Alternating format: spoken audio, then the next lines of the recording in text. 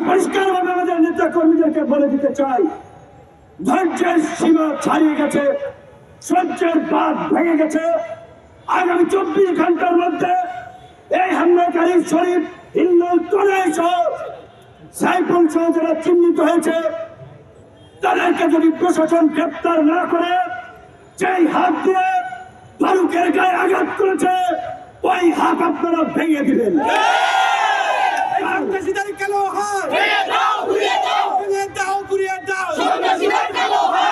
যদি জেলে যেতে হয় হুকুমদাতা হিসেবে 1 নম্বর আসলে আমি আবার বললাম, সার্জিস এবার উত্তরবঙ্গে, ফারুক এবার উত্তরবঙ্গে, তার উপরে হামলা করাতে সে সমর্থন এটা আমার মনে হয় না। কিন্তু ঘটনাটি খুব রহস্যজনক।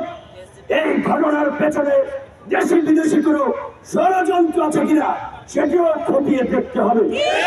কারণ সরকারের সাথে আমাদের কোনো বিরোধ নাই, মুখোমুখি অবস্থানও নাই।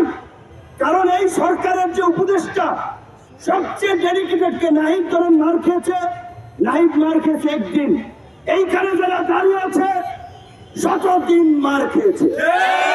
28 বছর পরে ডাকসুর ভিপি হয়েও ক্যাম্পাসে যে কয়বার মার খেয়েছি, অনেক উপদেষ্টা আওয়ামী লীগের বিরুদ্ধে ওই কয়েকদিন বক্তব্য দেন নাই। অবশ্যই আসিফ এবং নাহিদ তো আমাদের সহ আন্দোলনকারী, আরো অনেকে, মাহফুজ সবাই আমাদের ঘনিষ্ঠ, আমাদের সহযোদ্ধা, সহকর্মী। একসাথে এনআরসি এর বিরুদ্ধে আন্দোলন করছি, ডাকসুতে নির্বাচন করেছে তারা, ছাত্র অধিকার পরিষদের সাথে ছিল। আমি তো শুধু বললাম এই কারণে যে এখানে কয়েকজন এই আন্দোলনের যারা ফ্রন্ট পেজে ছিল তাদের ডেডিকেশন আছে, ত্যাগ আছে। আর কিছু হচ্ছে মৌসুমী নেতা, শুধুমাত্র 10-12 দিনের মিডিয়া কভারেজে এখন বিশাল নেতা হয়ে গেছে। তাদেরকে ঢুকাইছিল ছাত্রলীগ আন্দোলনের গতিবিধি পর্যবেক্ষণ করার জন্য, আন্দোলনের সিপাহীগিরি করার জন্য। 18 জুলাই যখন কথা বলি যে ভাই এক দফার বিকল্প নাই, 1 দফা ছাড়া এই জাতির মুক্তি নাই, হাসিনা পিশাচ হয়ে গেছে, হাসিনার পতন ব্যতীত আমাদের মুক্তি নাই, প্রত্যেককে জেলে যেতে হবে। তখন বলে ভাই আমরা তো 1 দফার জন্য আন্দোলন করি নাই, এটা কি উচিত হবে? এইরকম এখন 2-1 ব্যাপক বিপ্লব হয়ে গেছে, অথচ ফুল ছাত্রলীগের এজেন্ট হিসেবে এখন যাই হোক সোশ্যাল মিডিয়ার করে ব্যাপক পপুলারিটি হয়েছে, সেলিব্রিটি ভরে গিয়েছে। তো তাদের পেছন দিকে একটু তাকাতে হবে। হঠাৎ করে চরিত্র বদল করলেই বদল হয়ে যায় না।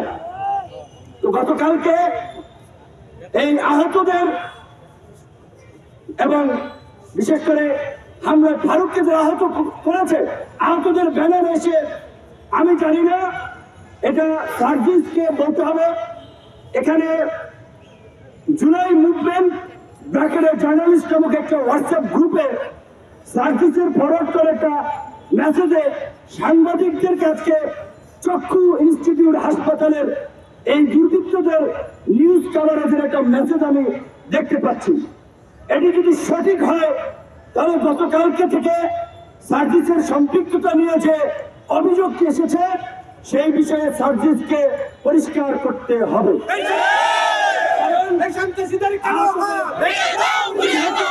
আহতদের চিকিৎসার জন্য ক্ষতিপূরণ দেওয়ার জন্য জুলাই ফাউন্ডেশন গঠন করেছে, সেটার তিনি দায়িত্ব আছেন।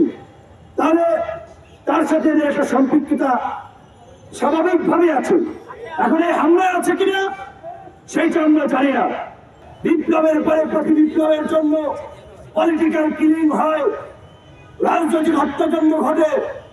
এই বিপ্লব এবং আন্দোলনে আমাদের কি রোল, আমরা কি করেছি সেটা আমাদের নিজেদের বলতে হবে না, দেশের মানুষ জানে। তাই আমাদের জেএমপি কমিশনারের সাথে গতকালকে কথা হয়েছে, উপদেষ্টা সকলকে বলবো আগামী 24 ঘন্টার মধ্যে আমরা অ্যাকশন দেখতে চাই, অন্যথায় আপনাদের উপরে কিন্তু আমরা আস্থা রাখবো না। আইন নিজের হাতে তুলে নিয়েই এই শহীদ মিনারের বিচার করব। ওরা নাকি ক্ষমা চেয়েছে, এইভাবে সিনেমা স্টাইলে মেরে ক্ষমা চাইলে ক্ষমা হবে না, হবে না। আমরা একটু হাতে চাই না। শেখ হাসিনা 2000 হত্যাকাণ্ড ঘটিয়ে শেখ হাসিনা ক্ষমা চাইলে কি তাকে ক্ষমা করব? আওয়ামী লীগের ক্ষমা আছে?